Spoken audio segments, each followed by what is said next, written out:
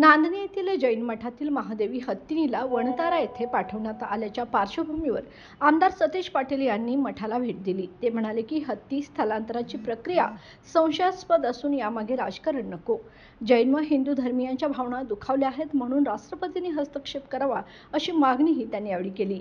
महादेवी हत्तीनीला पुन्हा नांदणी मठात आणण्यासाठी लाखो सह्यांचे निवेदन राष्ट्रपतींना पाठवण्यात येणार आहे, असंही ते यावेळी म्हणाले। यावेळी माजी आमदार, स्थानिक नेते व नागरिक मोठ्या संख्येने उपस्थित होते। मला वाटते बघावं लागेल निकालामध्ये काय झालं, कारण की UAPA ॲक्ट खाली हा गुन्हा दाखल होण्यासंदर्भातल्या काही त्रुटी त्यामध्ये राहिल्या होत्या का?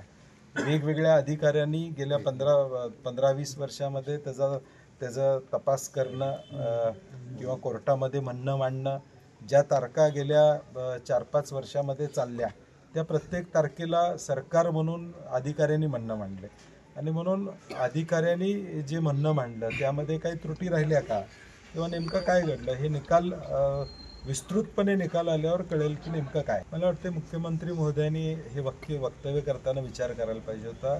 कुठलीही कारवाई ही पोलीस खातं करत असतात, ATSनं ही कारवाई केली, NIAनं त्याचा तपास त्या काळामध्ये केला। मग ज्या काळामध्ये ATSचे सगळे प्रमुख असतील, NIAचे प्रमुख असतील या देशामधले, त्यांच्यावर तुम्ही शंका घेता का?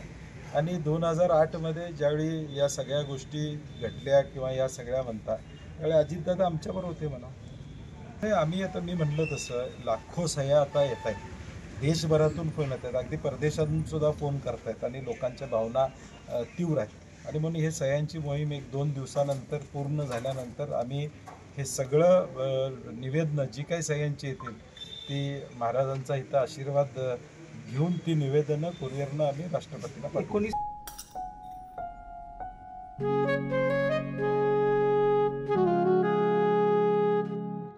बाबा, आज येताना बासुंदी घेऊन या ना। अगं, कालच आपण आईचा वाढदिवस होता म्हणून आणली होती ना। ऐकलं, गोकुळची बासुंदी पुन्हा खावीशी वाटतेय। खरं सांगू, मलाही खावीशी वाटतेय।